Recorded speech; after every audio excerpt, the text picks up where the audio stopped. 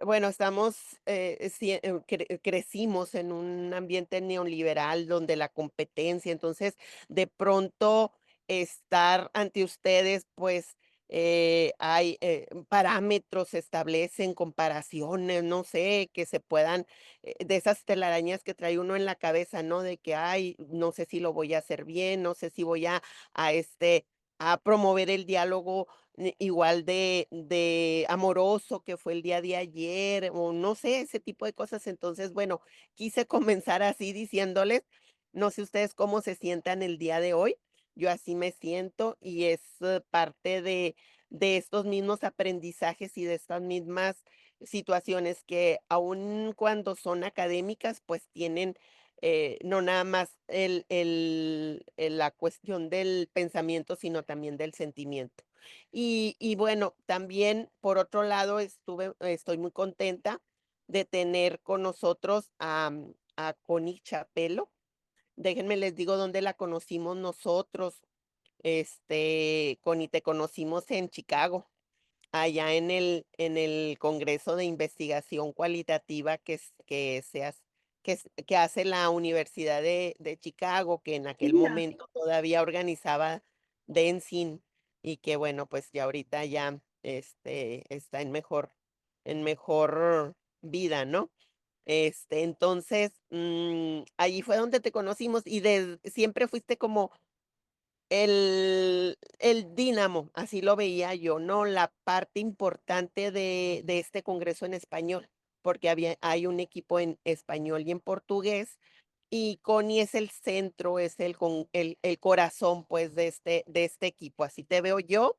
Y bueno, desde entonces, nos planteamos como la posibilidad de que en algún momento nos acompañaras. No sabíamos ni dónde, ni cuándo, ni en qué momento. Bueno, este es ahorita, así lo veo, este es el momento propicio. Te damos la bienvenida a esta comuna epistémica que recién creada el día de ayer.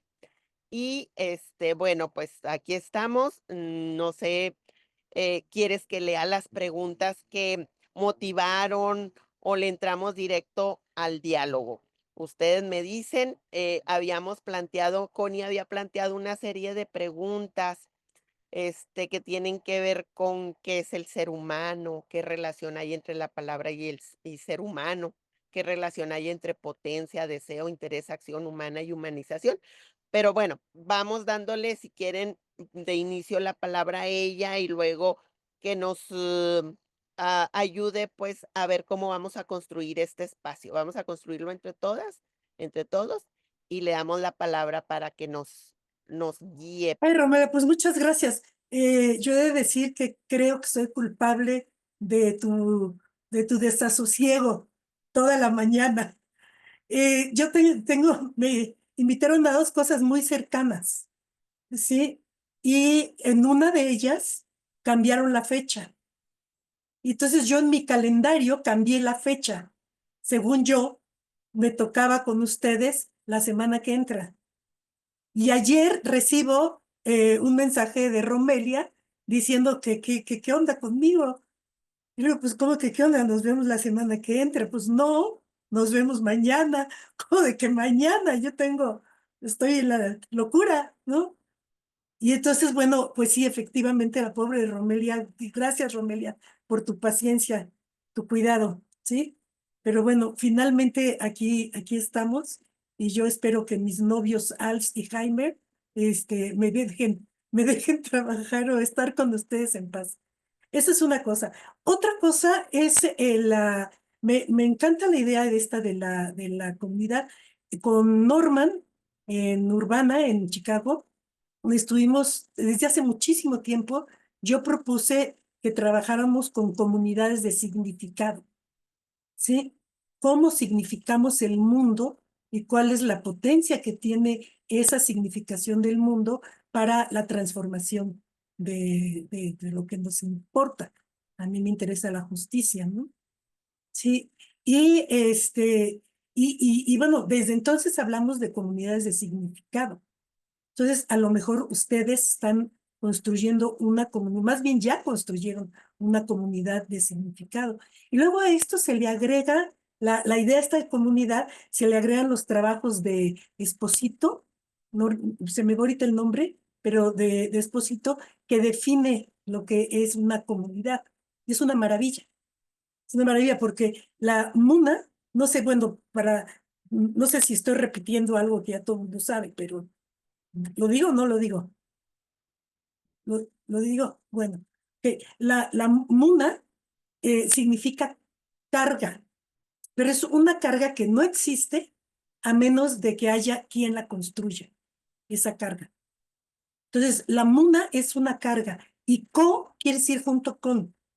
La comunidad es un grupo de deseos que están dispuestos a llevar la MUNA, la carga, de un sitio X a un destino que entre todos se construye. ¿Sí? Entonces, la comunidad implica llevar una carga que inicialmente no existe, ¿sí? Que no podemos ver hasta que no la nombramos, y para que exista tiene que tener un lugar y un destino. Y quien lleva la muna, ¿sí? Yo lo comparo mucho con el arado. Entonces, el arado lo cargan, lo llevan los bueyes, ¿no?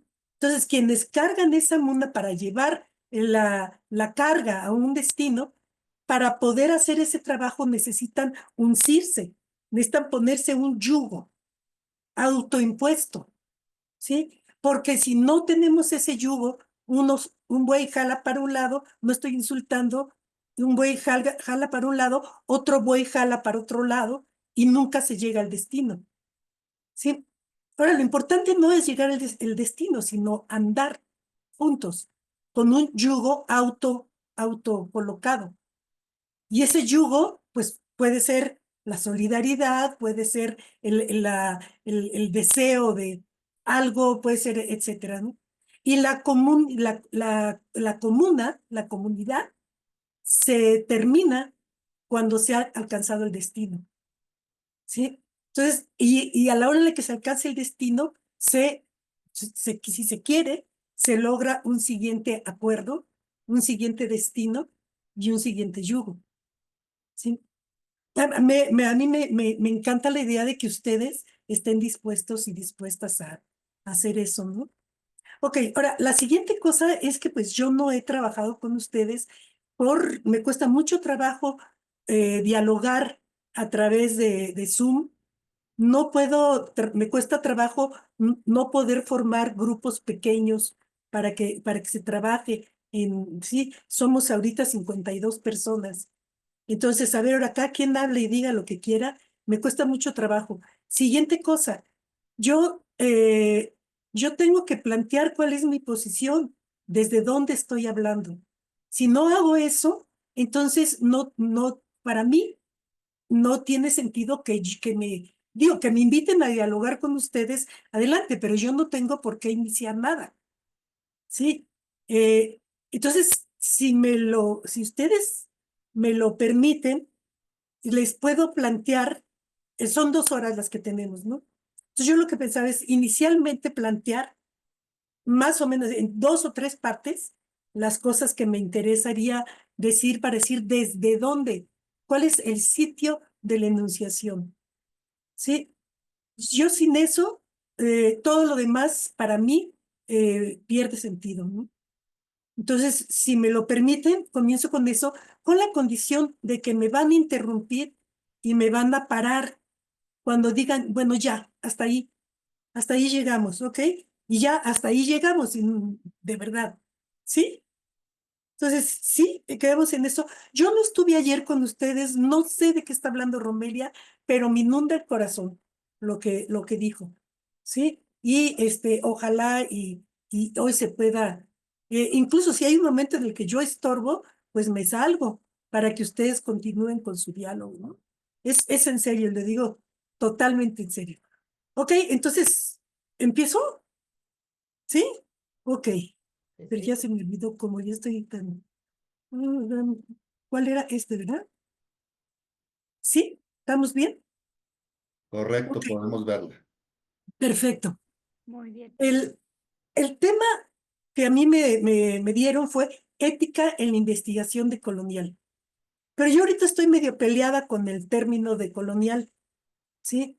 Porque ya creo que ya lo trascendimos, ya estamos en otro momento, ¿sí? Entonces yo lo estoy pensando porque lo importante aquí es el acto ético, ¿no? Es el ser ético. Entonces lo estoy poniendo como investigación, como acto estético, ético y político. Y a eso es a lo que me voy a referir.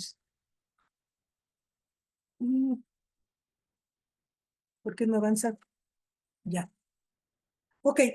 Me dicen que el Rediech tiene una intencionalidad descolonial, crítica, colaborativa, enfoques disruptivos, todo eso que ustedes ya conocen, ¿no? Me gustó mucho esto de la investigación social, otra, porque este lenguaje ya está retomando el mundo maya, está tomando el mundo nuestro americano. ¿Sí? La filosofía nuestroamericana. Entonces, la investigación social, otra, ética y colaborativa. Como que esa fue la parte que más me motivó, ¿no? Y otra de las cosas que no podemos perder, o yo no quiero perder de vista, es que estamos hablando de procesos formativos. No estamos hablando de la investigación con las comunidades, ¿sí? Sino estamos hablando de los procesos de formación de investigadores e investigadoras, ¿sí? No sé. Ok, va. Entonces, la primera cosa que diría yo es que si hubiera sido hace un mes, quizás fuera diferente. Pero en donde estamos en este momento que el mundo cambió, el mundo giró, ¿sí? Ya estaba girando, pero el mundo ya terminó de dar la vuelta con la llegada de este señor, ¿no? ¿Sí? La imposición, o sea, la vuelta al feudalismo, en donde el territorio es la inteligencia artificial, el territorio son las comunicaciones, etcétera, es el regreso al feudalismo, el regreso un autoritarismo mundial, ¿sí? Con el emperador y sus aliados de por medio, el mundo se está simbrando. Y es cosa estamos todos esperando a que llegue mañana. Y estamos esperando a que llegue pasado mañana. Y nos castigan, y nos regañan, y nos ilusionan, y nos infantilizan al mundo completo. Y ahí tenemos al primer ministro inglés casi de rodillas suplicándole que no me pongan aranceles, ¿no? Y tenemos, en fin, y estas cosas tienen su repercusión en la comida de la gente, tienen su repercusión en la dignidad de la gente. Sí, ver a estas personas en las cárceles de Bukele son nuestros hermanos, son Juan y Pedro, que están allí desnudos, humillados, sí, y sin esperanza. Puros jóvenes que están allí, son nuestros jóvenes. ¿Sí? Entonces, creo yo que todo esto que estamos haciendo y lo que hemos hecho como investigación cualitativa y la porción de crítico que quisiéramos tener, lo tenemos que reformular. ¿Hasta dónde vamos nosotros qué vamos a hacer desde donde estamos y con los instrumentos que tenemos, ¿no? Entonces, creo que el contexto cambió, no está cambiando, cambió. No es el mismo mundo. Estos señores piensan que van a agarrar su nave o se van a ir a Marte a vivir y lo piensan en serio. Y luego explotan el planeta. Sí, lo están pensando en serio. Yo les pedía que vieran la película Don't Look Up. Sí, no sé si alguien la vio. Y si no, yo con mucho gusto estaría dispuesta a verla, aunque sea por Zoom, comentándola, porque me parece un documento muy importante. Entonces, necesitamos reformular el contexto. ¿En dónde estamos? No estamos, tenemos que reformular el contexto de lo general a lo particular, a lo chiquito. Como siempre, la esperanza está en lo chiquito, pero el monstruo es inmenso, ¿no? Entonces, hay que reformular el contexto. Reformular el contexto para ver ese contexto, cómo se empata o qué hacemos con nuestra intencionalidad. ¿Sí? La intención de nuestras palabras, de nuestras vidas, de nuestros trabajos. ¿Cuál es ahora esa intención? ¿Es la misma? Decir crítico de colonial, de participativo. Sí, es lo mismo decirlo ahorita que decirlo hace un mes. O sea, reformular los problemas de la realidad. ¿En qué términos vamos a formular ahora los problemas de la realidad? ¿Vamos a hacer investigación para terminar diciendo que los pobres son muy pobres y que son pobres por culpa del neoliberalismo y del capitalismo?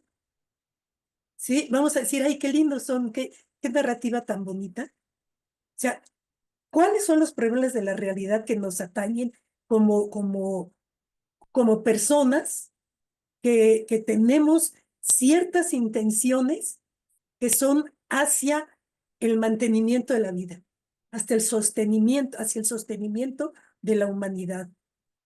Y eso nos hace reformular nuestros sustentos de conocimiento. ¿Cuáles son ahora? ¿Qué nos ofrece, por ejemplo, las epistemologías asiáticas? ¿Qué nos ofrecen las epistemologías de hace mucho tiempo, mesopotámicas, griegas, qué sé yo? ¿Qué pasa? ¿Qué pasó en la historia del pensamiento con la imposición de las epistemologías europeas, que es desde donde hablamos en la mayor cantidad del tiempo? ¿Qué pasa con nuestras epistemologías latinoamericanas? ¿Para qué y cómo las usamos? No las usamos, las pensamos. Eso tiene que reformular nuestras preguntas, cómo preguntar en estos tiempos. Y eso tendría que modificar las prácticas con una posibilidad de la comprensión del contexto. Quizás no podemos ahorita atrevernos a hablar del cambio, pero cuando menos de la comprensión del contexto, y esa comprensión y esas prácticas pueden directamente, probablemente, afectar nuestras intenciones, ¿no? Esto, yo no pensé que lo iba a decir así hace un mes, ¿no? Pero bueno, dentro de lo horrible que está esto, yo me gustaría recordar en este rato que el totalitarismo es la cancelación del poder concertado, ¿sí? Sí, de la ética, la política y la afirmación de la vida. Aquí están Arendt y Enrique Dussel mezclados, ¿no? Es cancelación de la potestad, del poder concertado. Y también pensar que en las antípodas de la violencia, lo que encontramos es la paz, el amor, el respeto y el discurso, puesto que la violencia es el extremo opuesto del discurso. Y si analizamos el discurso de Trump, veremos que ya no es discurso. O sea, ya no tiene los elementos discursivos. Habla, dice cosas, pero dices cosas que ya pierden sentido, pierden veracidad, pierden verificabilidad, no agarran más que como miedo, ¿sí? Bueno, ¿y qué tiene que ver todo esto con la investigación cualitativa crítica y la formación de investigadores? Esa es una primera pregunta que yo dejaría para un poquito. ¿Qué tiene que ver esto con nuestro trabajo de formación? Al mirar esto, yo interpreto, dentro de este nuevo contexto, interpreto las propuestas de las 5 sesiones que ustedes están teniendo. Esta fue la sesión de ayer, ¿sí? Que no tengo, bueno, por lo que me dicen, estuvo muy bonita. Estamos en esta y luego vienen estas otras 3.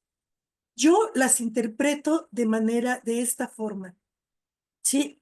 En lo que refiere a lo que a mí me corresponde, ética en investigación, yo la pondría como investigación, como acto ético político. Aquí me faltó estético, ético, político. ¿Sí? Ok.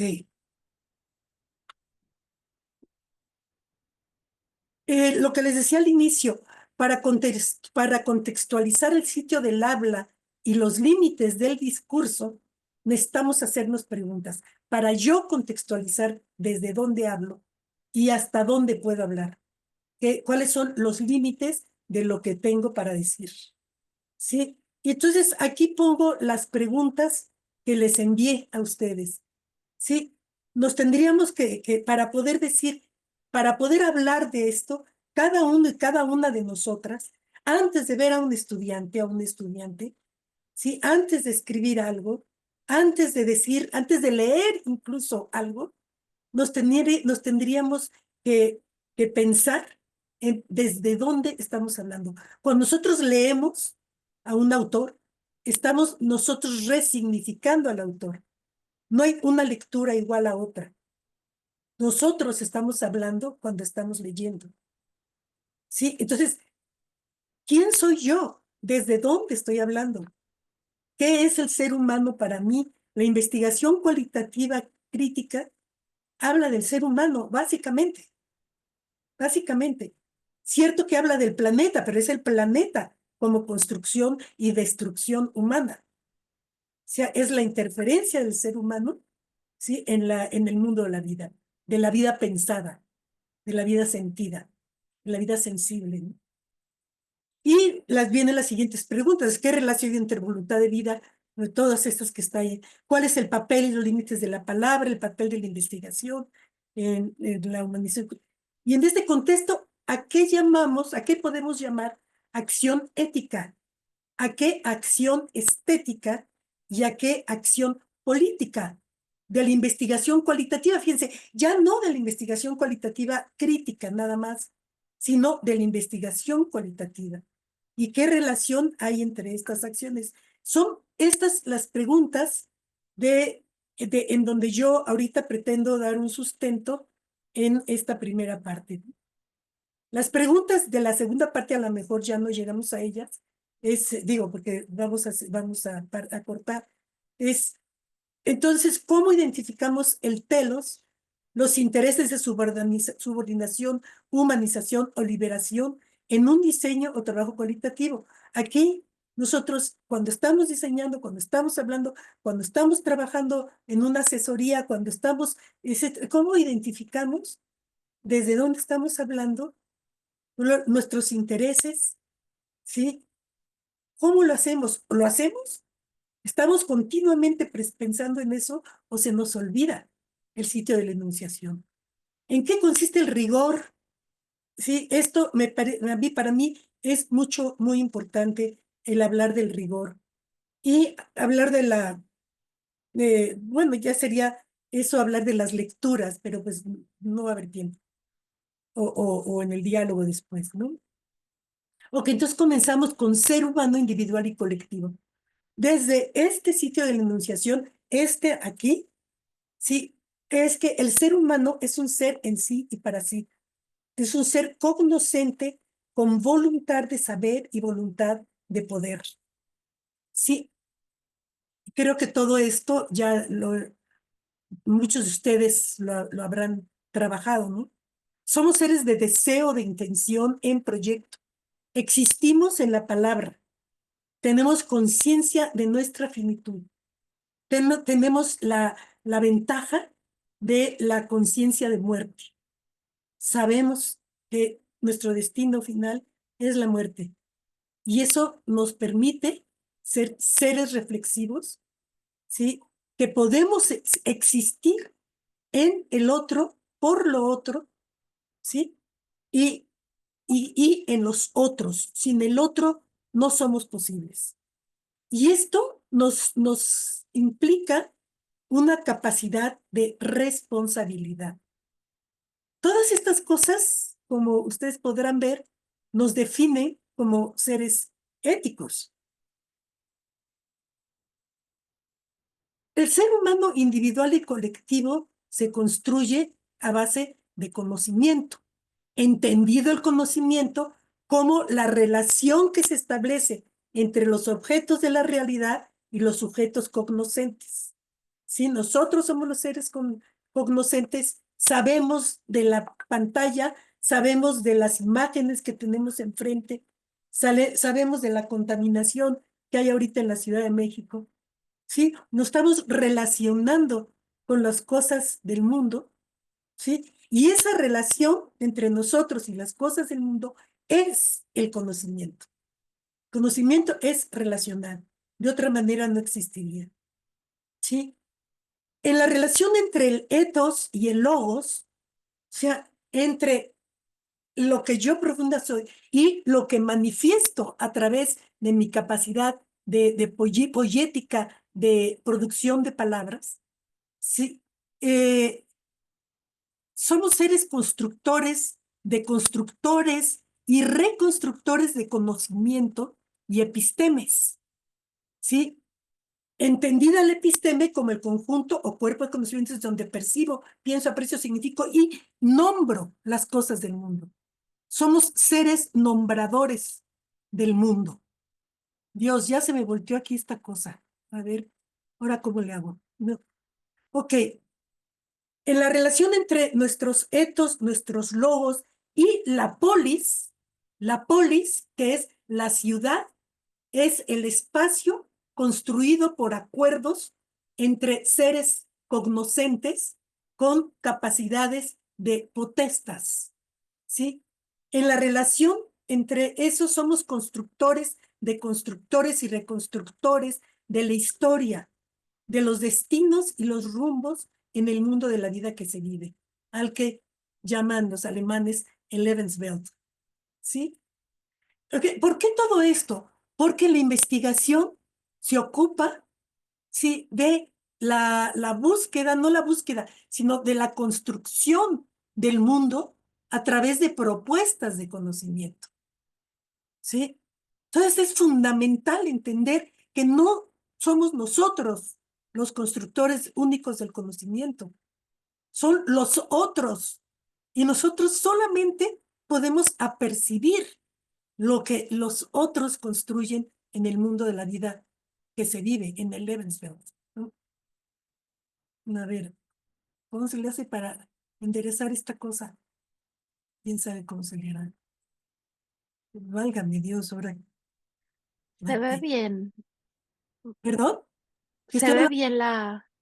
¿Se ve bien? Sí. Sí, se ve bien. Entonces yo ahora ya traigo, como los estoy buscando, muevo la tira de fotos y ya se me hizo un relajo. Ok, hay una relación entre la physis y la Lebenswelt, una relación entre la materia, la physis, ¿sí? Y la vida, el mundo de la vida que se vive, el Lebenswelt, ¿sí?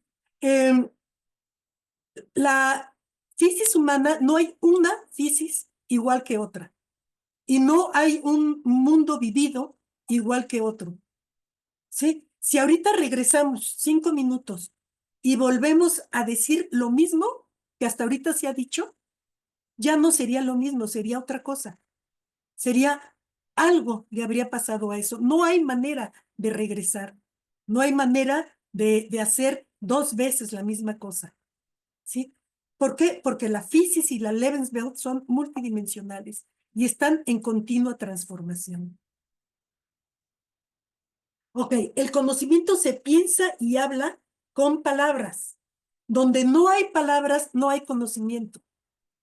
¿Sí? Eso es bien importante. Entonces, bueno, y esto lleva a cuestiones de ética que tienen que ver con qué hacemos, por ejemplo, con las personas descerebradas. Ya no hay palabras. O el bebé, el feto, ¿sí? O el niño que acaba de nacer. No tienen palabras. ¿Sí? El conocimiento se piensa y habla con palabras y nos humaniza. Si no hay palabras, no hay conocimiento, no hay ser cognoscente, no hay ser humano. ¿Sí? El conocimiento está sujeto al sitio de la enunciación y a los límites del lenguaje. ¿Sí? No, bueno, el conocimiento existe entonces situado en espacio, tiempo y lugar, por lo que no hay un conocimiento igual así, bueno, eso que ya.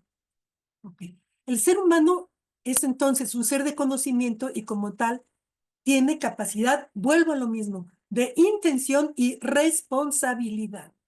¿Sí? Yo soy responsable de mis intenciones, soy responsable de mis actos. como investigadora, como investigador, como formador, soy responsable de todo lo que hago en relación con la vida, con el Lebenswelt, la vida que vivimos, la vida que se vive. Entonces, a mí esto me encanta, la idea esta del ser humano como potencia y como potestas, que es una de las cosas que permitió, que ayudó a que Spinoza, y posteriormente viene pues, todos los demás, a que empezaran a cuestionar, ¿sí?, la divinidad y empezaran a hablar de la humanidad, ¿sí? La potencia como la physis, como la capacidad, la posibilidad de amar, de pensar, de construir, de valorar, ¿sí? Es esa posibilidad, la potencia. Y la potestas, que la potestas es colectiva, es esa posibilidad de deliberación, de discernimiento colectivo, de encuentro entre palabras, ¿sí? Y esa potencia y potestas del ser humano nos ubican en la imposibilidad de lo colectivo sin lo individual y la imposibilidad de lo individual sin lo colectivo. ¿Sí? Ok, y bueno, en honor a don Enrique, que se nos fue hace escasos 2 años, ¿sí? Que hablaba mucho de la necesidad en su filosofía de la liberación, hablaba de la necesidad de reconocer la potencia y las potestas de nuestros pueblos, ¿no?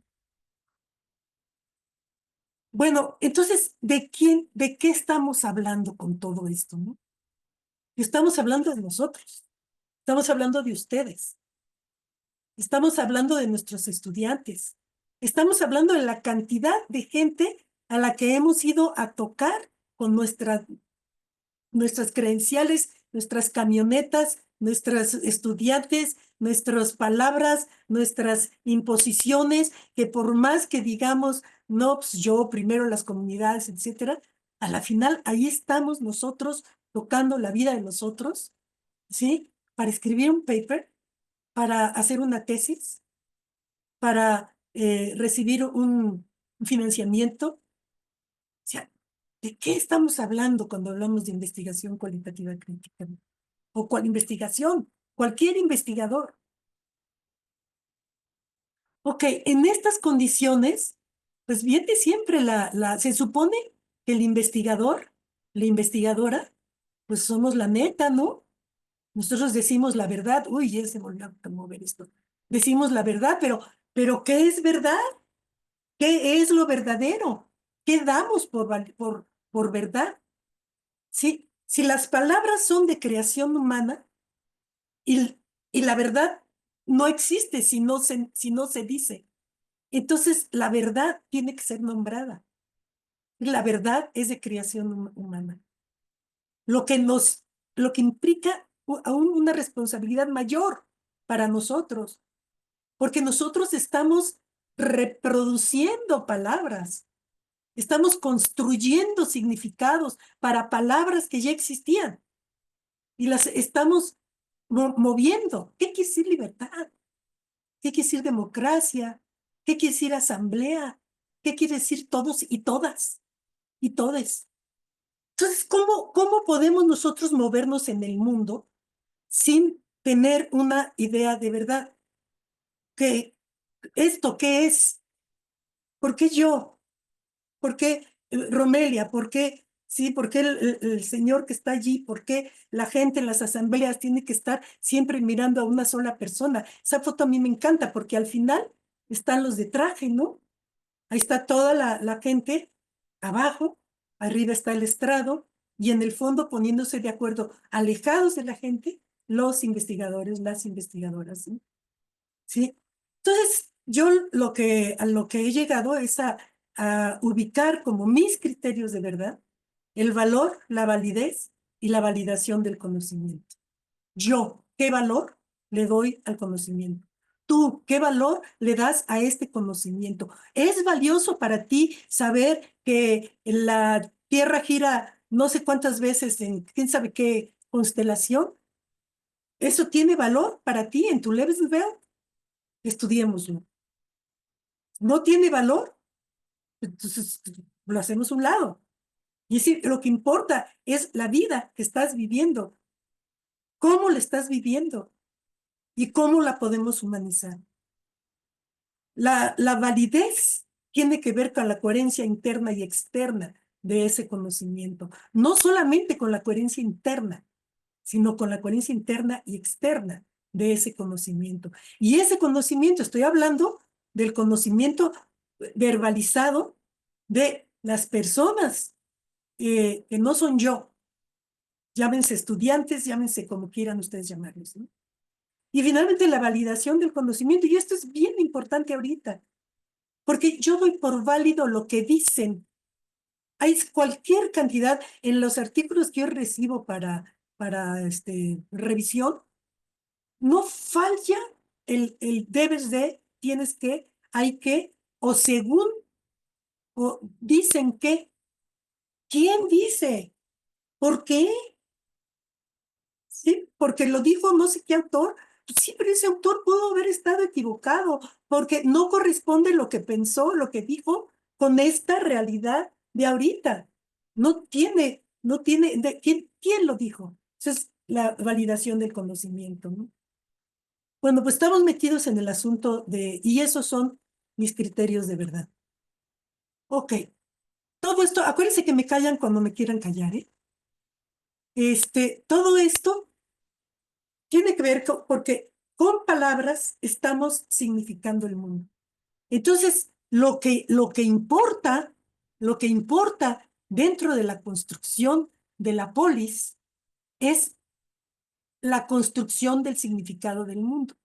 ¿Qué significa el mundo de la vida que se vive? El Lebenswelt.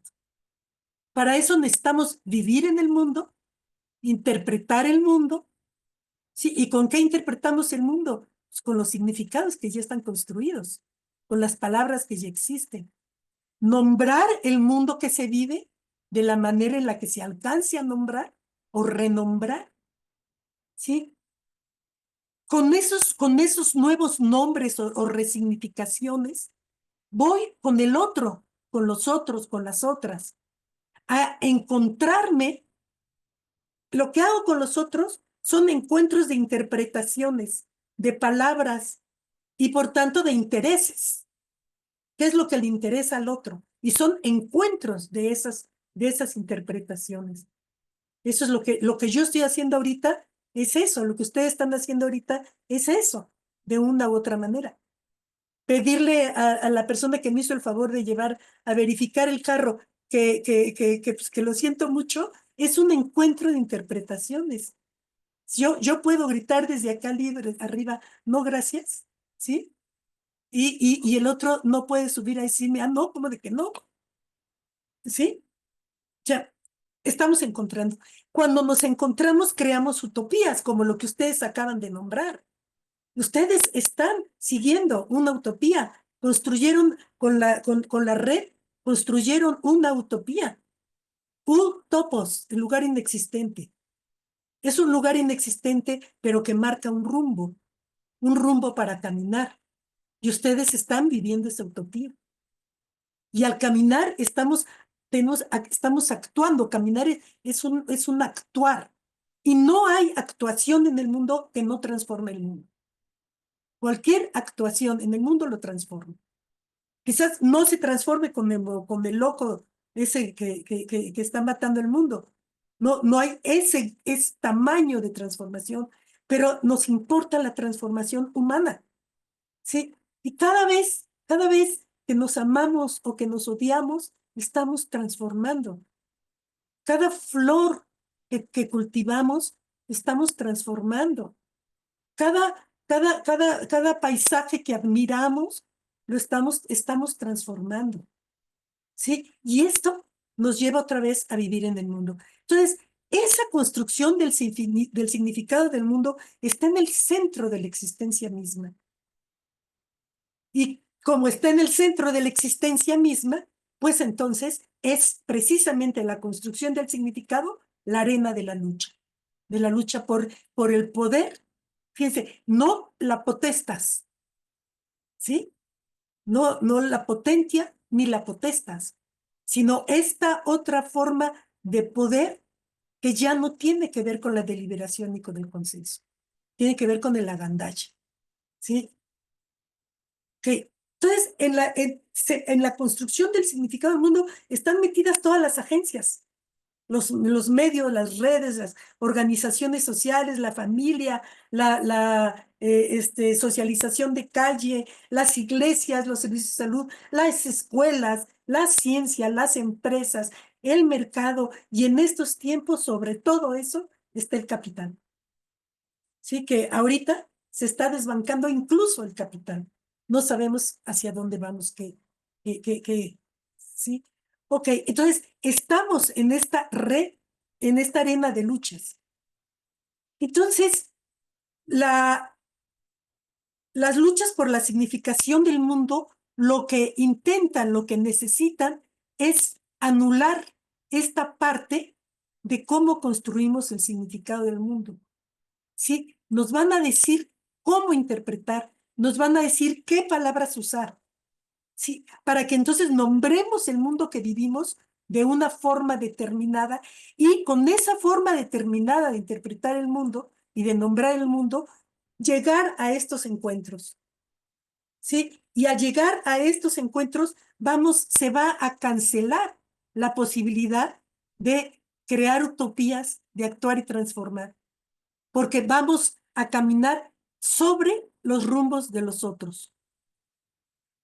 Y esa es la acción del poder. Ok. Nosotros como investigadores estamos metidos, investigadores e investigadoras, estamos metidos en eso, ¿no? Entonces, ¿por qué? ¿Qué es lo que hacemos las y los investigadores? ¿Sí? ¿Qué hacemos? Vivimos el mundo de la vida. Nos implicamos en el mundo de la vida. Y de ahí creamos un interés, una intención, y a veces nos damos cuenta de nuestra responsabilidad. ¿Sí? Esta implicación en el mundo de la vida nos lleva a interpretar y valorar las cosas del mundo, lo que produce, lo que nos crea una curiosidad, una contradicción o un vacío. En ese ciclo, nosotros vamos a comenzar a nombrar la parte de la realidad que queremos estudiar, ¿sí? Desde lo que conozco del mundo y cómo lo conozco. Vamos a formular una pregunta inicial que nos permita analizar la naturaleza de la cosa que quiero estudiar y qué de esa naturaleza es cognoscible. Nos va a llevar a formular una pregunta más sólida, ¿sí? más amarrada, y todo eso pertenece al ámbito de la epistemología, ¿sí? Porque estoy trabajando con el conocimiento. Este ámbito, en este ámbito de la epistemología, yo identifico cómo informar esta pregunta madre de acuerdo con la naturaleza de la cosa que quiero conocer. Y de allí deriva el método. O sea, para yo formular un método, y tengo que identificar la naturaleza de la cosa, y para entonces poder formular preguntas operativas, preparar maneras de informar, registrar, elaborar y analizar la información, ir a las fuentes, registrar, informar y analizar.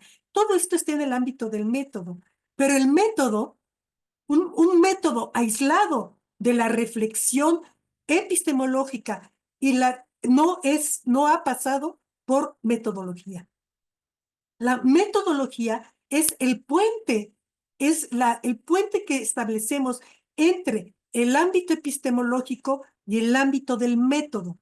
La metodología es una reflexión epistemológica, metodológica, ontológica, ¿sí? Que nos faculta la elaboración de un método.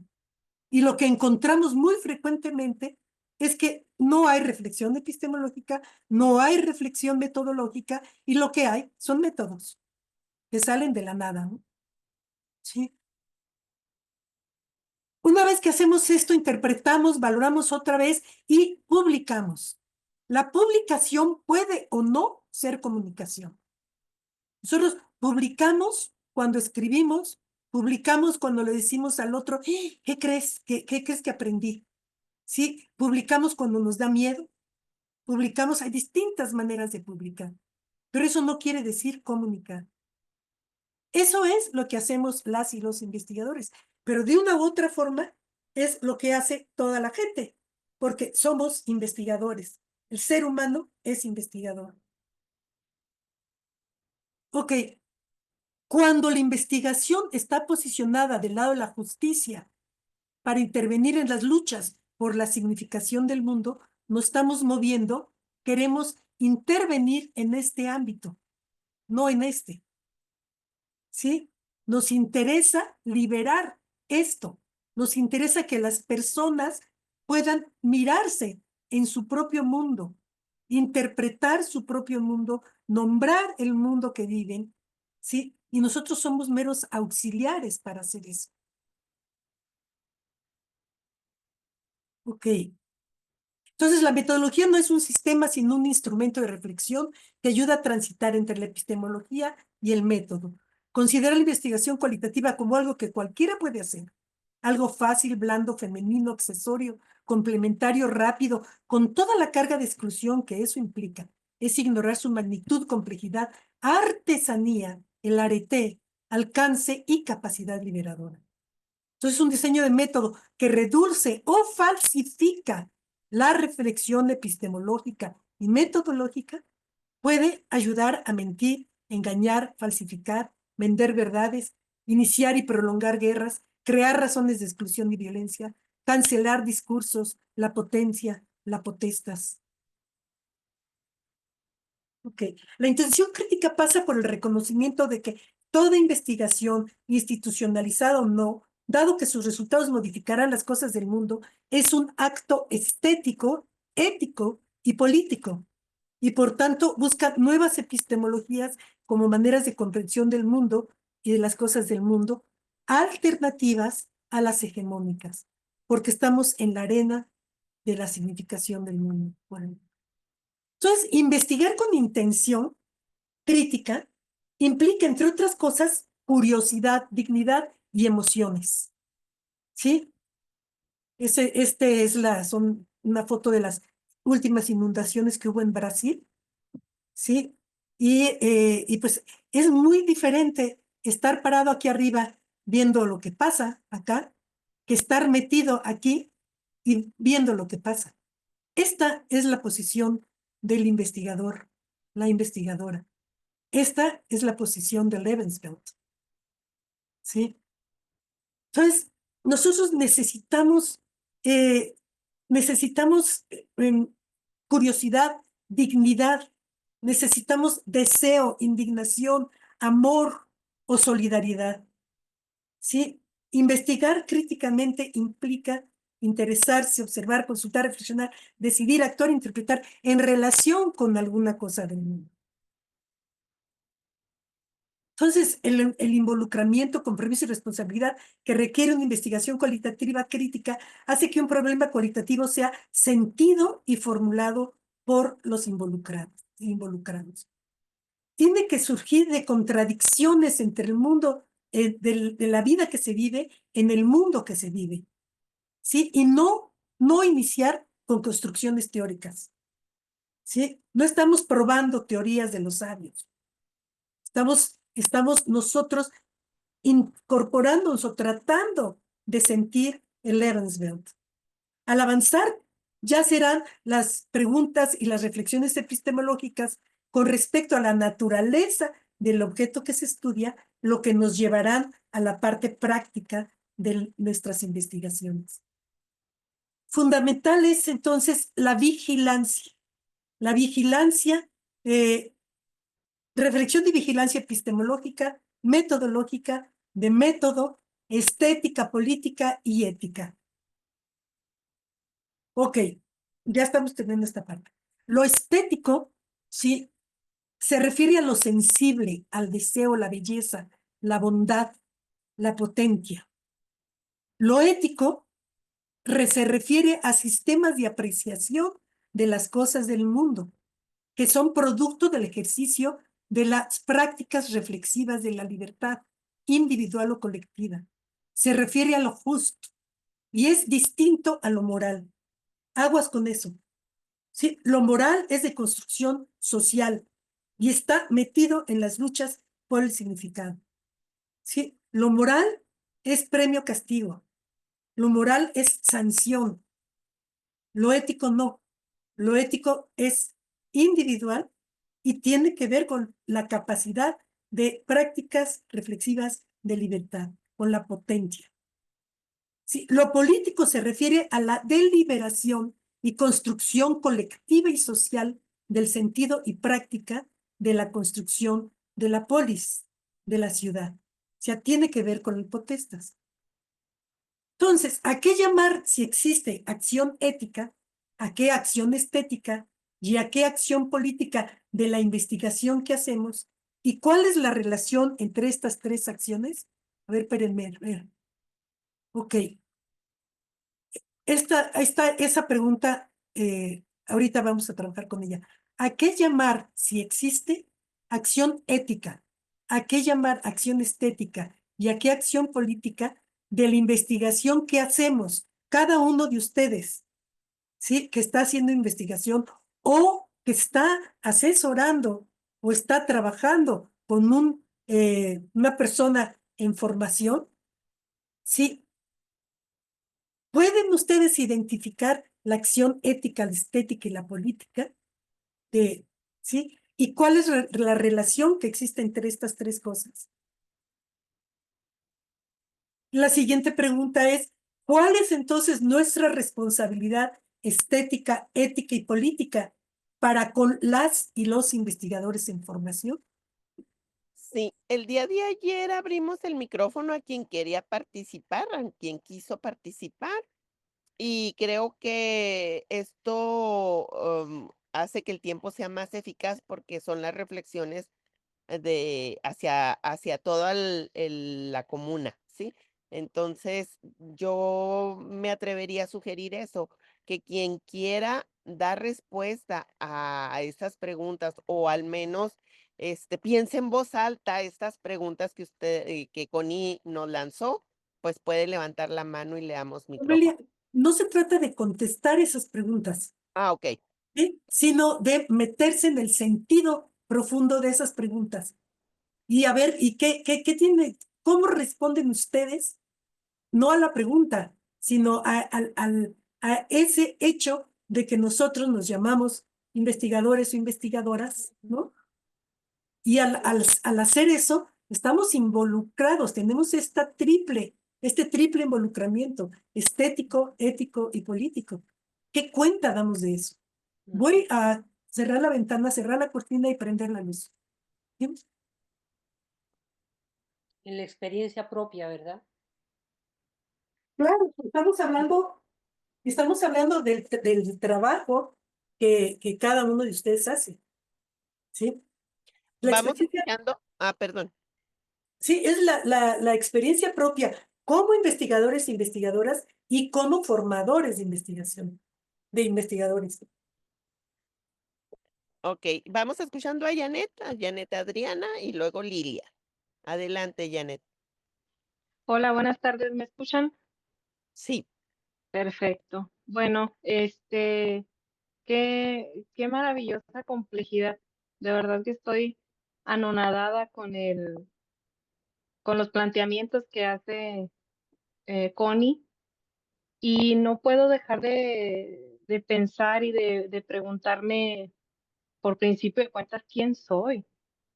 Creo que el quién soy y el cómo me he formado como investigadora, que yo no sé en qué momento yo podría decir ya soy investigadora, porque según el sentimiento recurrente que me acompaña es que siempre estoy en proceso, siempre estoy en formación, siempre estoy tratando de saber más, de perfeccionar, porque, bueno, nuestro sistema es sumamente cruel y siempre las credenciales otorgadas y conseguidas son súper importantes.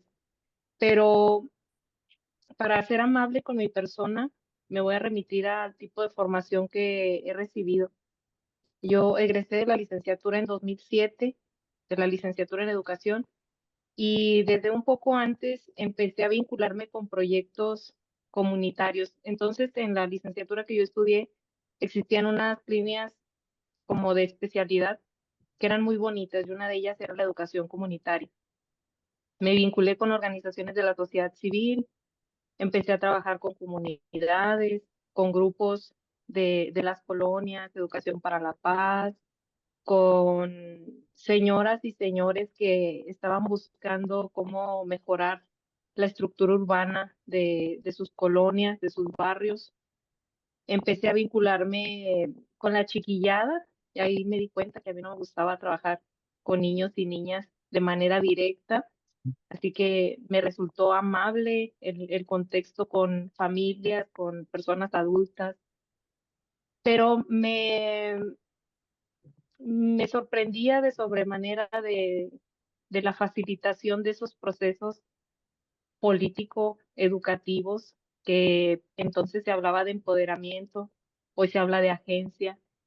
Eh, Después de haber egresado de una licenciatura que nos formó en el constructivismo, donde confiamos en la persona que está generando, creando y reestructurando su propio conocimiento, luego de haber pasado por procesos de formación en pedagogía crítica, ahí con investigadoras e investigadores que apostaban por las epistemologías feministas, por la pedagogía crítica, que nos incitaban a mis compañeras y a mí, porque la mayoría fuimos mujeres de esas licenciaturas, para que levantáramos la voz, para que arrastráramos el lápiz, para que planteáramos problemas de investigación desde nuestras propias experiencias, y hasta jugábamos muchas veces con aquello de necesitamos plantear un problema y el problema es que no tenemos problema, ¿no?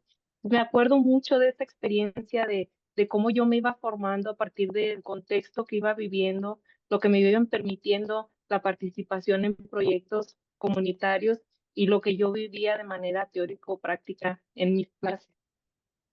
Cuando avanzas al posgrado, te das cuenta de que existe esta, parece eterna pelea entre el objetivo y lo subjetivo.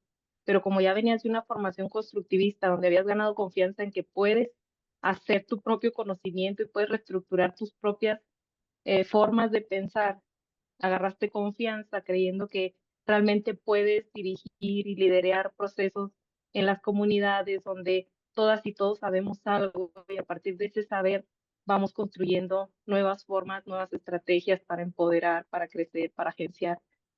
Y luego te hacen saber que no sabes hacer nada y la maestría es para que generes resistencia, ¿no? Y hasta te dicen, no, esa es una carrera de resistencia, tú aguanta.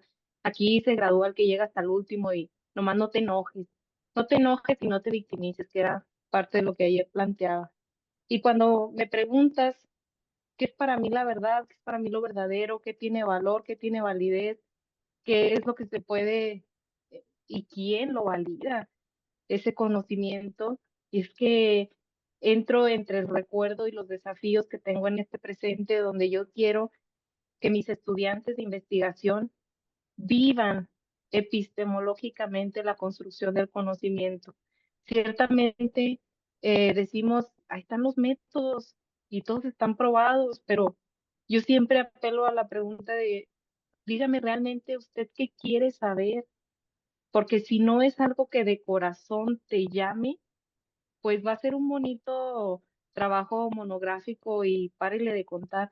Y yo apelo al sentimiento, a la pasión, a la curiosidad, incluso a la necesidad que pueda tener en su propio contexto. Entonces, desde la experiencia personal que me ha acompañado en la formación para la investigación, para la educación, para la construcción de conocimiento, yo quisiera que mis estudiantes vivan su realidad con muchas ganas de saber algo y que esas ganas de saber algo no esté probada por aquello de que es objetivo, de que se puede medir, de que solamente hay un método dado. Y celebro estar en instituciones y en redes como esta, en donde ya estamos discutiendo cómo probar otras formas de hacer. Pero apelo a que mi experiencia me tiene muy marcada, pero que soy consciente de que mi sistema también me tiene con ciertas limitaciones. Gracias.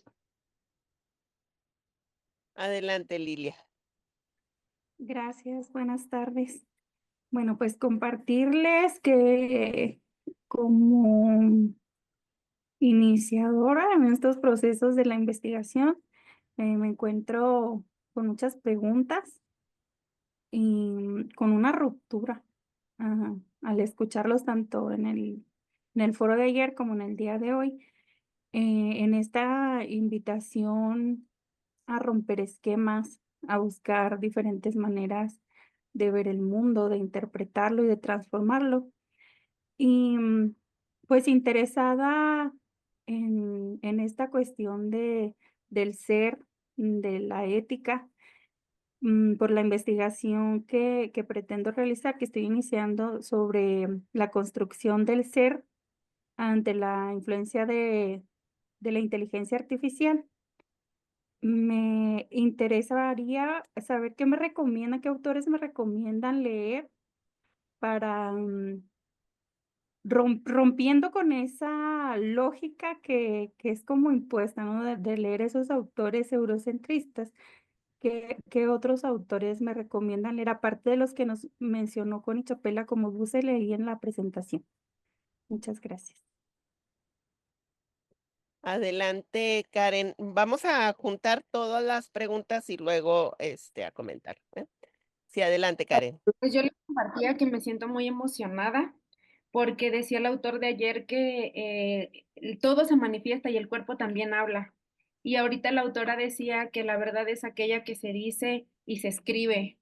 Entonces, yo digo, entonces todo lo que pienso, la emoción que siento cuando ah, hablas del reconocimiento de las razones, porque muchas veces me he preguntado el por qué sigo leyendo, el por qué sigo, pues, pensando eh, en que todo esto de enseñar, yo soy docente frente a grupo de preescolar, digo, no necesito que alguien me aplauda lo que hago, pero me doy cuenta que es súper importante el conocimiento y la aplicación, porque al final de cuentas esos niños van a aprender de lo que yo les diga y lo que hagan conmigo. Entonces digo, es verdad lo que yo les estoy diciendo porque yo estoy convencida de ello, porque sigo emocionada, porque decía el autor ahorita muchas, partes donde decía que nos involucramos, que construimos, que no necesitamos que alguien nos diga, es verdad lo que estás diciendo, es correcto. Yo creo que todo va construyéndose de acuerdo a la problemática que estamos viviendo, a lo bello que estás construyendo, a lo que disfrutas. Y hablaba y decía que no retomáramos la palabra castigos, ni estereotipar, eso lo relacioné con la política y los castigos, pues no deberían de ser, ¿no? Entonces yo ya lo estoy viendo reflejado en mi aula preescolar, todo esto de la investigación y de la importancia de la ética, ¿no? Y me preguntaba, yo lo relacionaba desde que empecé a estudiar, decía, entonces se llamará vocación, porque muchas veces se cuestiona con eso. Entonces digo, pues vale la pena continuar reflexionando esta parte del proceso que vas viviendo y de la construcción que vas realizando en conjunto, aunque aunque no haya escrito algún libro, pero yo creo que estamos en el camino y pues están motivando, tocando corazones y tocando almas que están enganchadas. En este caso, yo estoy súper enganchada y motivada con continuar aprendiendo con ustedes. Gracias. Gracias, Karen. Ada, adelante. Sí, buenas noches a todas, a todos. Voy a centrarme en las preguntas sobre cuál es nuestra responsabilidad ética como investigadores, ¿no? Sin duda, una de las cuestiones que me asaltan de preguntas es, como investigador, primero necesito deconstruir mi pensamiento para poder trascender hacia nuevas formas de investigar, ¿no? Considero que la investigación, a pesar de que hay muchos intentos de que sea desde un enfoque decolonial, de que haya una ruptura epistémica, ¿no? De cómo hacemos investigación, considero que la investigación todavía en el papel que hacemos, en el desarrollo del trabajo de campo, en el proceso investigativo como tal, todavía está sujeta a una situación muy vertical de poder, ¿no? Un ejemplo es que para ser investigadores ni o estar en cierto nivel, tenemos que crear una serie de competencias, ¿no? Yo a eso le llamaría un extractivismo académico, ¿no? Porque finalmente estamos en un proceso de credencialización, de promoción, de difusión, que necesitamos tener tantos artículos, y entonces llega un momento en que como investigadores ¿realmente estamos haciendo el trabajo con ética o estamos cumpliendo con un sistema de exigencias de competencia que nos coloca en ese sistema como investigadores, ¿no? Esa es la primera reflexión, la ética, ¿no? La segunda parte, yo creo que más allá del construir conocimientos, porque eso de el conocimiento todavía es una palabra eh, vertical, igual, de poder. Yo estoy más a favor de el reconocimiento de los saberes, ¿no? El reconocer los diferentes saberes, la ecología de saberes, como lo dice Dussel, como lo sugiere Boaventura, no es un solo conocimiento, no es un solo saber. México, Latinoamérica es un país pluricultural.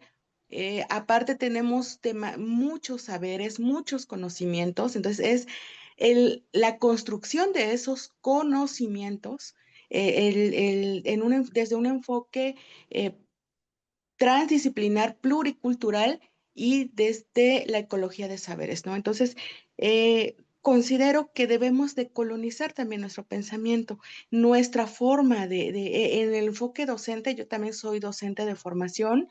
Sí hay una trascendencia en lo educativo, pero seguimos evaluando desde estándares, desde competencias, entonces desde indicadores, ¿no? Entonces estamos, creo que en ese, atrapados todavía en ese lapso de poder trascender, ¿no? Sin embargo, estos procesos académicos nos sirven mucho justamente para desarrollar nuestro pensamiento, compartir nuestras experiencias, y en este diálogo de compartencias, ¿no? Ya podemos construirnos juntos, ¿no? Entonces, sí, como investigadora, yo estoy haciendo una investigación en desarrollo territorial con un enfoque de género y bueno, interseccional también, ¿no? Entonces, pero soy docente, entonces me interesó mucho este seminario que están realizando. Es la primera vez que comparto con ustedes y pues les agradezco el espacio de formación. Gracias. Muchas gracias, Ada. Ara y luego Lenia, y cerramos esta ronda de participaciones para que Connie nos haga comentarios o a hacer como algunos apuntes, ¿no? Hacia ciertas cosas. Adelante, Ada. Sí, gracias. ¿Sí me escuchan?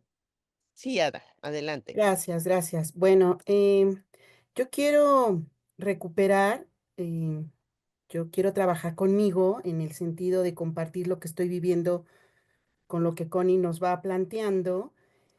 Y yo considero que hay que empezar por un proceso, digamos, ya estamos en un cambio, ¿no? Decía Connie en un momento, decía, no estamos esperando si va el mundo a cambiar, o sea, estamos en ese perpetuo, en esa perpetua contradicción todos los días.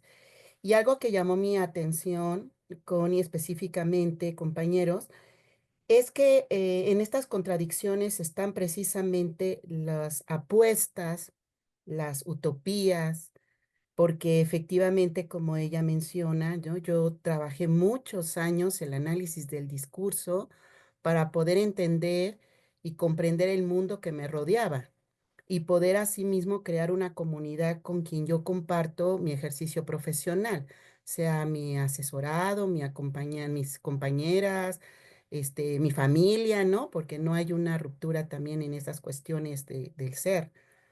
Sin embargo, por ejemplo, hoy me llevo la tarea de trascender en la concepción de análisis del discurso a los límites del propio discurso, ¿no? Me la llevo de tarea porque entonces cuando yo me veo en un principio ético, el reto de responsabilidad es verme junto con el otro, con los otros, con todos, en una contradicción en donde hoy puedo estar dialogando con, con mis compañeros en un comité tutorial, por ejemplo, con quien estamos acompañando en un estudio de maestría y darnos cuenta que en esto que tú comentabas, Connie, de andar juntos, de esto que deseamos construir juntos, pues está la parte también de responsabilidad y ética, ¿no? Porque entre más contradicciones existan, más espacio para movilizarnos en este cambio del que nosotros estamos buscando nuevas formas de explicarnos o simplemente nuevas formas de estar. Creo que en algún momento, y con esto quiero cerrar mi planteamiento, es que cuando uno siente malestares, siente miedo, siente angustias, se tiene que mover, ¿no? A menos que nos guste estar eh, eh, padeciéndolo, ¿no? Yo cuando veo una práctica educativa y yo veo que se sufre, yo digo, ¿a quiénes estamos formando en la docencia, por ejemplo, ¿no? ¿No? Si no disfrutas el arte de estar en la vida, pues a partir de ahí es complejo acompañar a otros en este propio constructo. Entonces yo me llevo eso, Connie, me llevo este cambio de los límites del discurso, de las contradicciones, pero sobre todo de vivir en una comunidad que nos va a dar la posibilidad hoy más que nunca de poder caminar juntos. Esa es mi reflexión. Gracias. Muchas gracias, Sara. Sí, Lenia. Y le vamos a dar la palabra a Francisco porque hemos escuchado puras voces femeninas, entonces aquí para darle la palabra al compañero. Adelante, Lenia.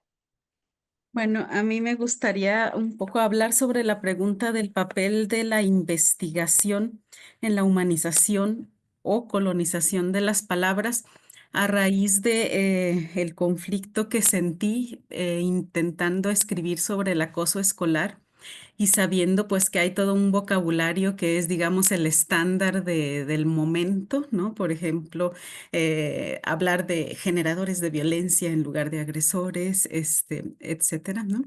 Entonces, pues sentí el conflicto de si escribir con esa terminología, o sea, con esa, pues sí, con esa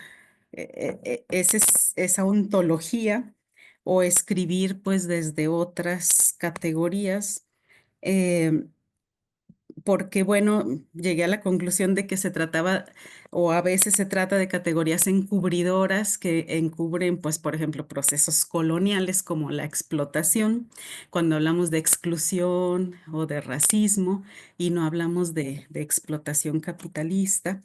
Entonces, creo que ahí la elección del sistema categorial, pues, puede contribuir a colonizar o a dar cuenta de la experiencia humana. Y ahí retomo aquello que decía Ada, porque creo que conocimiento tiene que ver como con poder construir una representación de la realidad que tenga esta coherencia interna, externa, como decía Connie, y que en el acto de hacer eso se está transformando la realidad de quien está pensando porque ya puede pensar otras transformaciones de la realidad que no podía pensar antes, ¿no?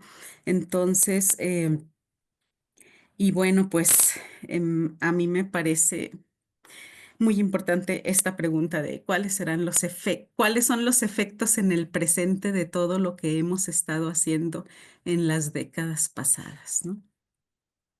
Gracias. Adelante, Alberto, para Bien. dar la palabra a Connie. Voy a ser muy, muy breve. Definitivamente, maestra Chapela, pues está muy interesante todo lo que usted nos ha planteado. Yo estaba buscando más o menos así el origen de su sustento racional y encontraba pues aspectos del existencialismo que me pareció formidable, ¿no? O sea, estamos en este mundo, no conozco, no, ya se me olvidó el término alemán que manejó, pero con Heidegger creo que es vamos a llamarle un existencialista que hoy con estas cuestiones de decolonización y descolonización, pareciera que hay un punto de negacionista hacia estos intelectuales. Entonces, escuchando su discurso, dije, bueno, a la maestra Connie Chapela, bueno, así dijo Romelia, que le podíamos llamar Rome, perdón, mi presidenta, y, y pues yo estaba escuchando, definitivamente estamos en este mundo, hacemos investigación para este mundo, no vamos a hacerla para otros. Sin embargo, a veces en la investigación pues nos tenemos que cuidar mucho en el sentido de a qué congreso vamos, ¿verdad? Y qué es lo que se discute ahí, porque también hay que ser miméticos, ¿verdad? O sea, si queremos estar en las redes de intelectuales, pues tenemos que ser miméticos. Tenemos, creo que eso lo dijo, o si no exactamente así, Piaget, pues el ser inteligente es aquel que en un momento dado es capaz de resolver los problemas que se le van presentando. Yo le llamo crítica, yo le llamo reflexión, le llamo, pues, ser inteligente en ese sentido. Pero bueno, dije que no me iba a alargar mucho, me pareció formidable. Sin embargo, maestra Chapela, leí la lectura Polis, Ethos, Conocimiento y Sociedad, y me llamó mucho la atención cuando usted habla de la ética.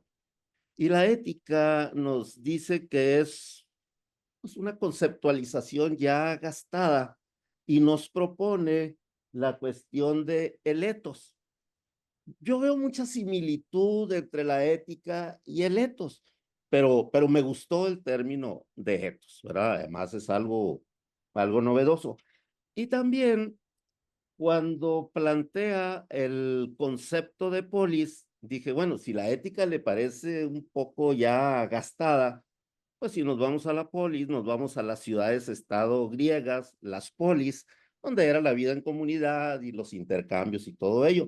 Y la polis, a lo mejor nosotros los colonizados siempre nos hemos apoyado en un concepto que es la comunidad, ¿verdad? Que se parece mucho, o sea, lo que tenemos en común, tenemos un territorio, somos seres pensantes que nos organizamos para determinadas actividades. Bueno, todas esas cuestiones de cultura que como vínculos simbólicos nos obligan a actuar en determinada dirección.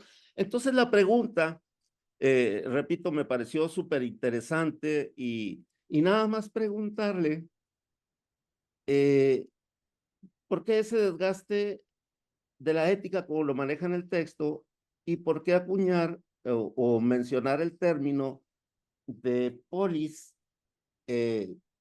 No, ya me fui. Bueno, ese desgaste de la ética por el ethos y luego la cuestión de sugerir la polis por el concepto de comunidad. Parece ser que ya me enterró usted a Ricardo Poza, ¿no? Ese teórico de la comunidad y la sociedad. Pero bueno, esa es la pregunta y creo que es con el afán de entender esa lógica de tránsito de, de estos nuevos términos. Muchas gracias. Connie, tienen levantada la mano Jesús Escamilla. Yo creo que le damos la palabra porque ya nos acercamos un poco hacia el final y a lo mejor es propicio que en el tiempo que quede, pues como que se cierre el diálogo, el círculo, perdón. Entonces, ¿te parece que escuchemos a Jesús Escamilla? Yo obedezco. Perfecto, Lo entonces mío, adelante. es así bien puntual, lo mío bien puntual. Sí, La adelante. investigación que se propone debe ser crítica, estética y política. Con lo que acaba de decir el compañero, también habría que incluir la ontología existencial.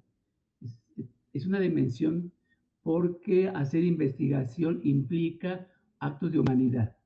Hacer investigación implica trabajar con seres humanos.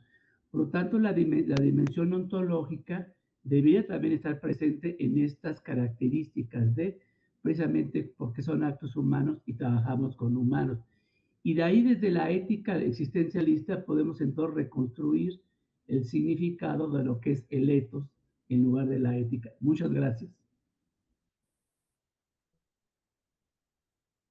Ahora sí, Connie, adelante. Gracias, Jesús. Y sobre, a ver cómo le haces com- para comentar el mundo de cosas que se pusieron sobre la mesa.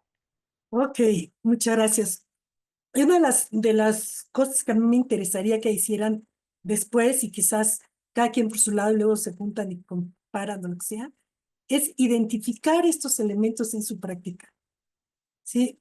Y traten de identificar esto en su práctica, ¿no? Como, y bueno, a ver, voy. A ver qué pasa.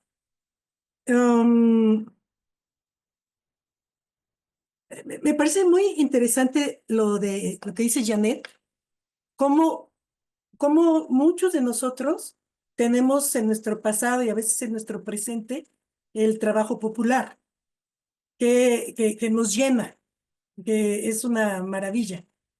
Yo en este momento eh, es muy difícil ya para mí hacer trabajo de campo con estudiantes porque ya no me prestan camiones en la universidad y porque asaltan los camiones y porque vamos a comunidades muy alejadas a quedarnos en casas.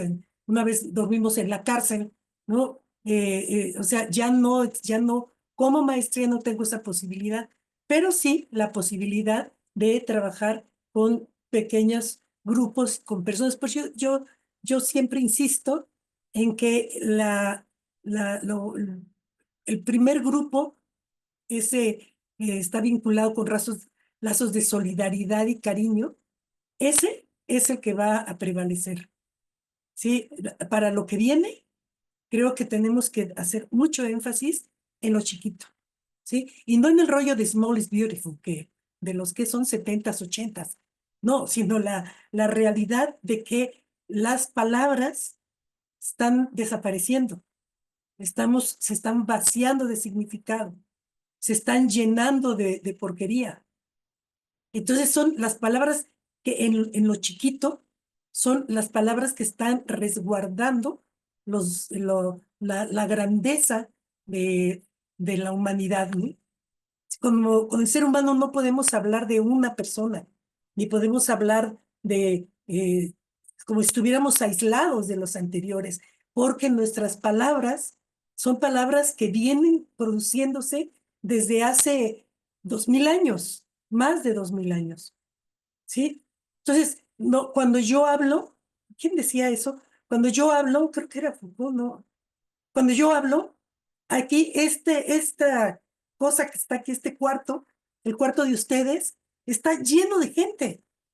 Son millones de personas que están aquí, ¿sí? Aquí presentes en este momento. Sí, no, no, ¿por qué? Porque cada una de las palabras, de la organización de las palabras, del intento de nombrar el mundo, etcétera, depende de mi posibilidad de decir. Y esa posibilidad de decir está atada a la historia. ¿Sí? Los límites del lenguaje tienen que ver con las ataduras a la historia y tienen que ver con las ataduras al cuerpo. ¿Sí? Somos sujetos de la historia y somos sujetos de nuestro propio cuerpo, ¿no? Entonces, bueno, pero me parece muy interesante cómo mucha gente, bueno, que yo conozco, pasó del trabajo popular a la investigación cualitativa y se dicen críticos, ¿sí? En esos tiempos hablábamos de empoderar a la gente, ¿sí? Allí yo creé la diferencia entre apoderamiento y empoderamiento. La investigación para empoderar a la gente es colonizadora, es impuesta, porque yo le voy a dar el poder a la gente, voy a empoderar, ¿sí? A diferencia de eso, el apoderamiento es el regreso del poder o la readquisición del poder que me fue robado en primera instancia. ¿Sí? Está muy vinculado con la emancipación. Emancipar es salir de la tutela básicamente del padre, la emancipación. Pero esta idea de empoderamiento es una idea que le dio en la torre a muchos de nuestros trabajos, porque íbamos a empoderar a la gente. Digo, ¿quiénes somos nosotros para empoderar? ¿Qué es eso? Es que le vamos a dar voz, pues ya la tienen y el poder es suyo. Se lo hayan robado, pues es otra cosa, pero el poder es suyo y la voz es suya, no nuestra. Y esto derivó en esto que estaba diciendo Judith, Janet. Lo que antes era empoderamiento y ahora se llama agencia. No es tan sencillo eso. El hecho de que se hable de la agencia de la gente y de los agentes sociales es una muestra del dominio de los significados. O sea, ya ganó el poder de subordinación, ya ganó el significado. Y aceptamos como lo mismo agencia que empoderamiento o apoderamiento. La palabra agencia viene de toda la terminología y el mundo del capital. Es neoliberal, ¿sí? Si tú no eres rico, es porque eres entre cochino y flojo y etcétera. No tienes agencia, no sirves, ¿sí? Y lo aceptamos. O sea, Janet lo dio por hecho. No vio a Janet, pero bueno, Janet lo dio por hecho, que era lo Sí, mismo. aquí estoy. Y Sí, incluso aquí pongo el comentario, es evidente, sigo colonizada y colonizando, que es peor. claro, el asunto es ese, que estamos bueno, yo estoy haciendo lo mismo, pues finalmente, ahorita, porque me mueven cosas de las que han dicho y bueno, yo tengo cierta autoridad, pues me invitaron aquí y como tal yo tengo un poder y es un poder que estoy ejerciendo a como sé ejercerlo. Intento no hacerlo, por eso prefiero en vivo, ¿sí? Pero tengo un poder. Si no, ya se habrían ido todos ustedes. No sé, bueno, cuando menos la institución me lo da. Y ustedes se aguantan, ¿no? Pero, ok, y esto se refleja también al hablar de mis estudiantes. Yo intento con mis estudiantes. ¿Tus estudiantes? Las y los estudiantes son cosas que se pueden poseer, como mis muñecas, como mi comida. No es lo mismo que mis hijos, ¿no? Bueno, esos sí son de uno. Esos sí son mis hijos. Sí, mis hijas. Okay, pero este asunto de la agencia va pegada a mis estudiantes, ¿sí? Y va pegada a todo lo demás. Va pegada al SNI, va pegada al tener que publicar de acuerdo a ciertos estándares, iba a decir estupidez y media, pero no debo de decirlo. Pero falsedad y media, a reproducir falsamente, a falsificar métodos, o sea, utilizando lenguaje vacío, falsificamos, decimos de corrido. Este es un estudio fenomenológico, hermenéutico, crítico, etnográfico, ¿cómo se llama esto? Grounded theory, y todo en una sola frase. Y ya, estuvo metodología, a lo que sigue. Tienen la menor idea, pura falsedad, pura falsificación. Y se dice, mira, a mí sí me aceptaron mi paper, ¿no?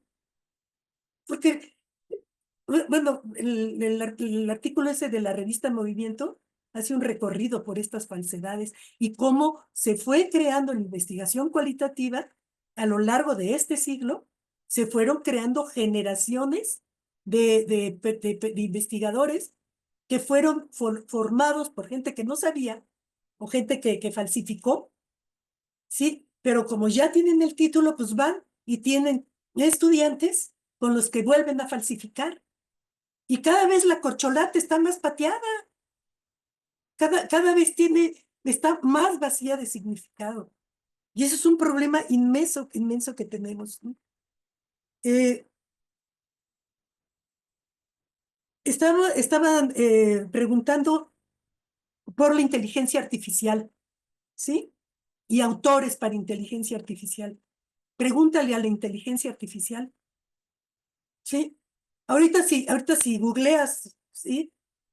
Autores que puedan explicar la deshumanización o qué perdurará del ser humano dentro de la inteligencia artificial, la misma inteligencia artificial te va a contestar, ¿sí? Esto forma parte de la necesidad que tenemos de identificar de resignificar lo que estamos haciendo.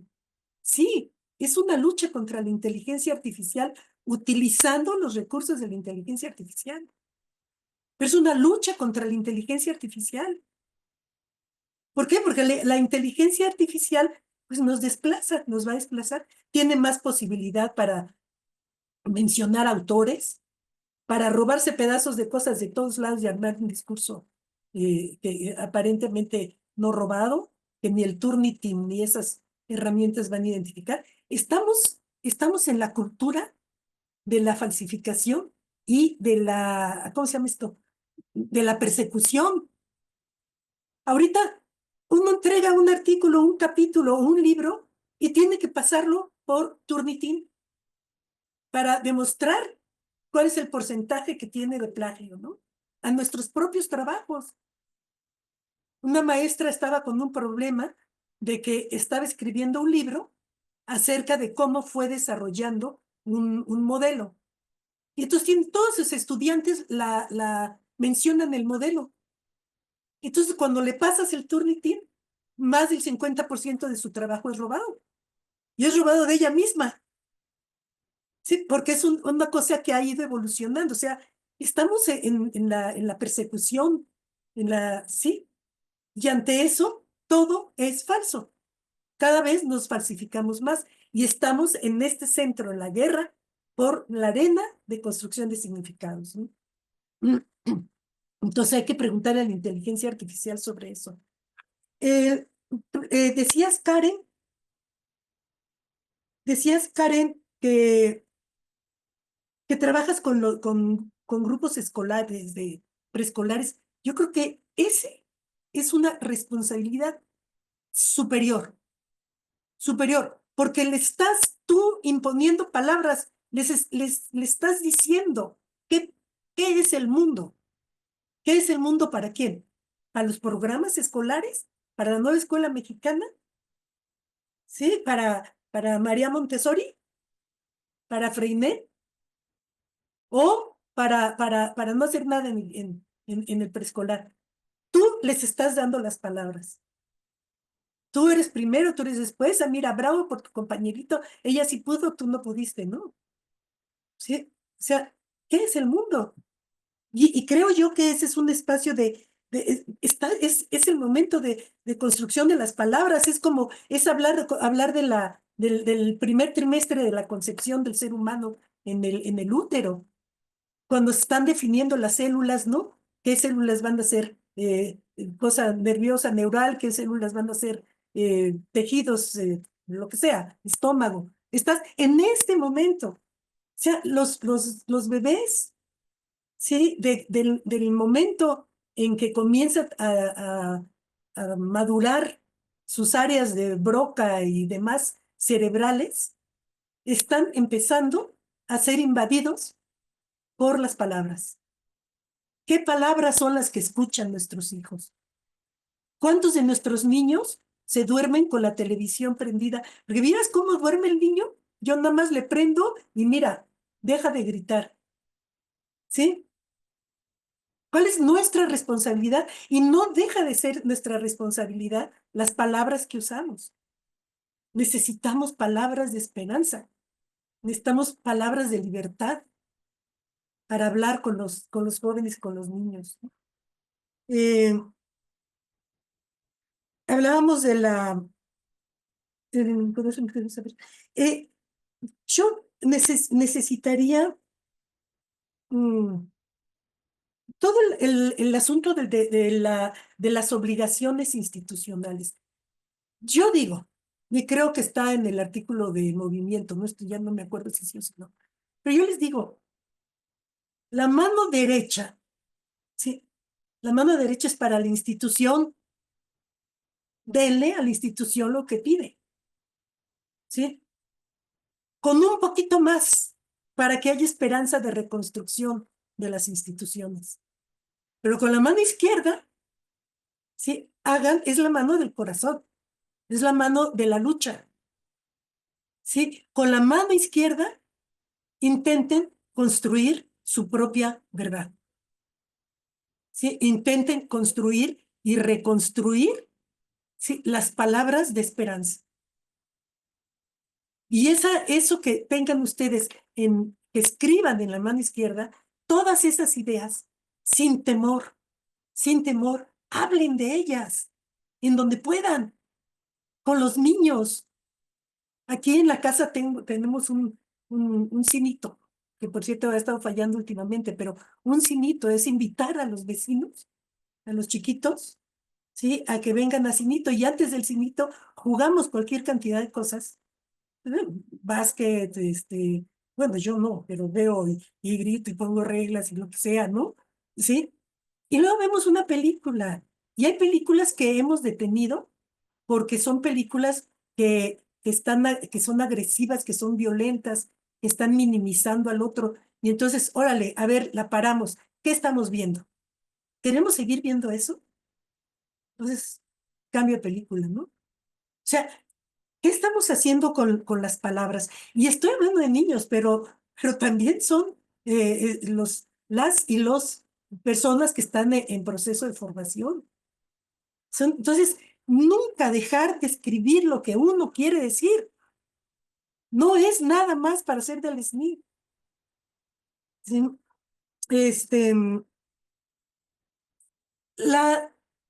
yo creo que una confusión. Lo ético es humano. No hay ser humano sin una razón ética.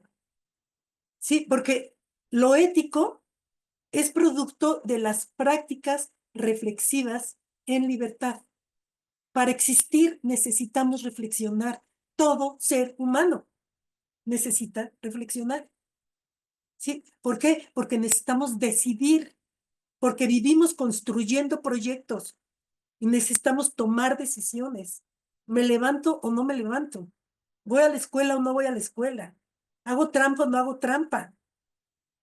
¿Digo lo que quiero o lo que... Sí, todo el tiempo el ser humano es un ser que toma decisiones. Por eso es un ser político. ¿Sí? Porque somos seres que estamos todo el tiempo tomando decisiones.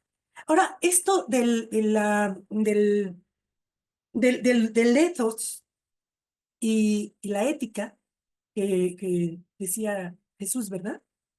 ¿Sí? Bueno, esto del ethos y la ética, ese trabajo donde está la descripción del viaje con las y los estudiantes, ¿sí? Ese trabajo es un trabajo que ya tiene tiempo. Y tiene una de las finalidades, es desconstruir la idea de ética como lo que se trabaja. Ok, lineamientos éticos. Esta investigación cumplió con las normas de confidencialidad porque se les pasó, ¿y qué? Y la otra, ¿qué? Consentimiento informado y ya, esas son las consideraciones éticas.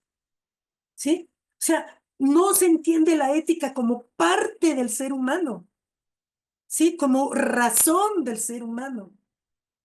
Tenemos una razón ética, porque somos seres dados a la vida. Somos seres dados al otro, a la construcción de la esperanza. ¿Sí?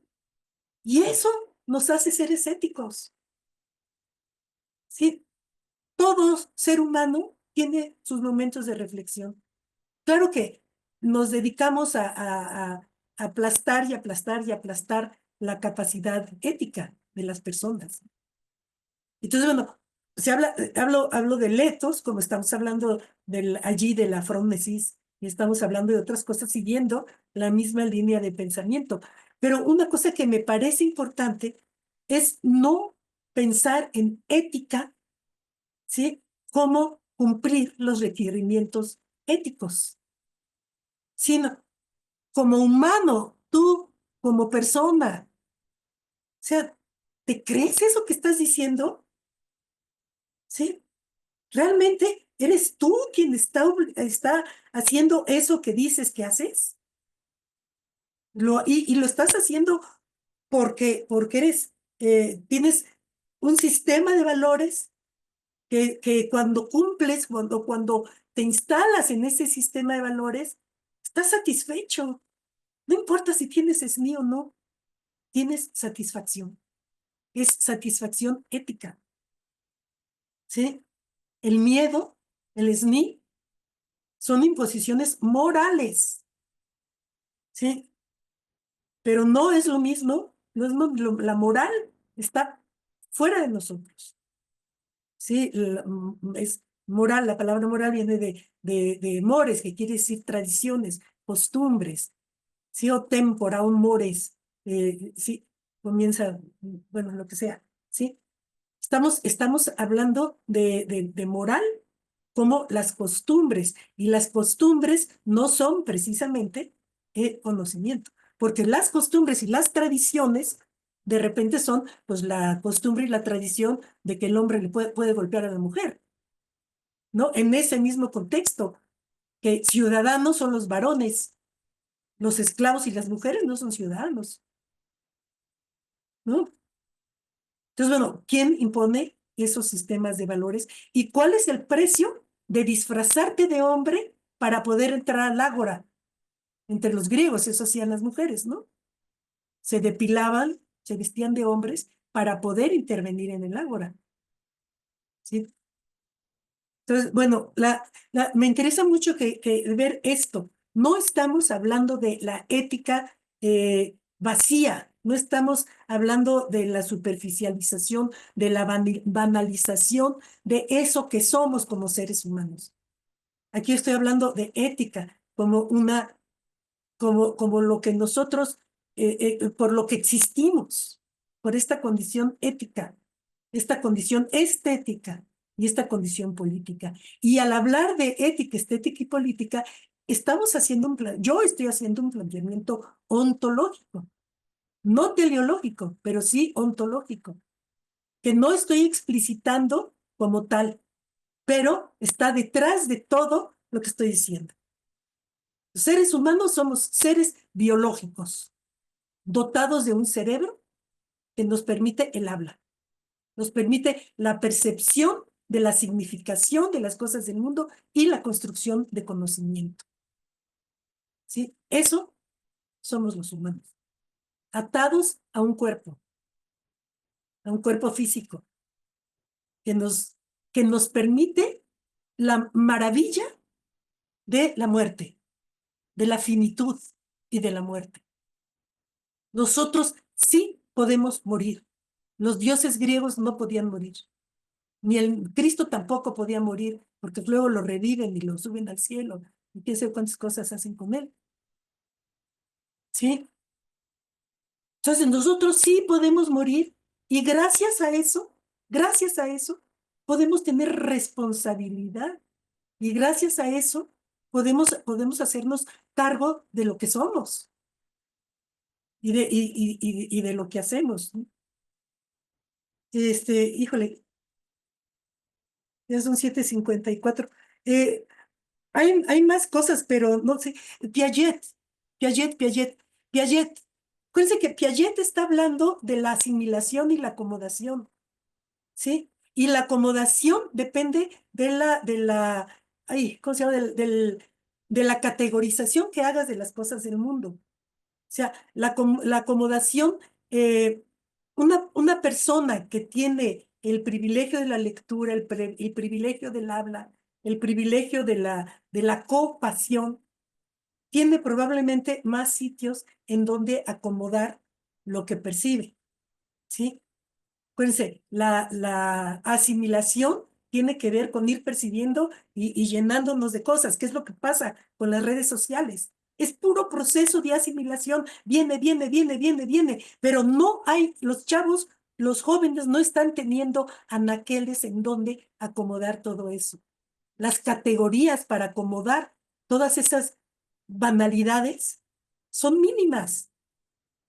¿Me dio like o no me dio like? Me dio like, luego existo. No me dio like, ya me puedo ir a llorar y a deprimir, y a mi soledad absoluta, mi soledad existencial, ¿no? Entonces, bueno, hay más cosas. Me gustaría ver si puedo poner la última de acá, porque ya es hora de irnos. ¿Puedo, Romelia, o ya no? Sí, sí, adelante. Sí. Si acaso alguien se tiene que retirar por aquello de que es la hora de hacerlo, pues no, no hay ningún problema, pero quien quiera, quien pueda mantenerse, pues para Me voy rápido, quiero llegar a la última. sí, ¿Sí? adelante. Dice, ok, esta pregunta, ojalá se le hagan. ¿Cuál es nuestra responsabilidad estética, ética y política con los investigadores y las investigadoras en formación? Dios, a ver, voy. Luego, aquí, si nosotros no cuidamos lo que hacemos, estamos propiciando la injusticia hermenéutica, la injusticia epistémica y la injusticia deliberativa. La simplificación, banalidad, superficialidad, vacío de contenido, uso de tecnicismos vaciados de contenido forma parte de la construcción de esta injusticia. La ausencia, la simulación de curiosidad y reflexión, la limitada comprensión o deseo de comprender, el anquilosamiento de las propuestas teóricas y metodológicas y quedarse repitiendo lo mismo. Asesores con capacidades limitadas para el acompañamiento, repetición de trabajos de titulación, una y otra vez el tema es el mismo en las maestrías. Los autores son los mismos, los métodos son los mismos. ¿Sí? Es una poca calidad y poca credibilidad. Cuando la calidad baja, nadie cree en la investigación cualitativa. ¿Cómo van a creer? Si acá está la autoetnografía, ¿no? Sufro mucho, sufro mucho. Siguiente, sufro mucho, sufro mucho. O sea, no hay credibilidad para eso. La maquila científica, la productividad de la que a la que se referían hace rato, forma parte de esta construcción de injusticia hermenéutica, epistemológica y deliberativa. Esto resulta, entre otras cosas, en poca influencia en la política pública y en la falsificación de la vida de los otros. ¿Con qué derecho decimos nosotros quiénes son ellos? Si falsificamos sus vidas. Y la falsificación de la práctica investigativa no es un problema metodológico, es un problema estético, ético y político.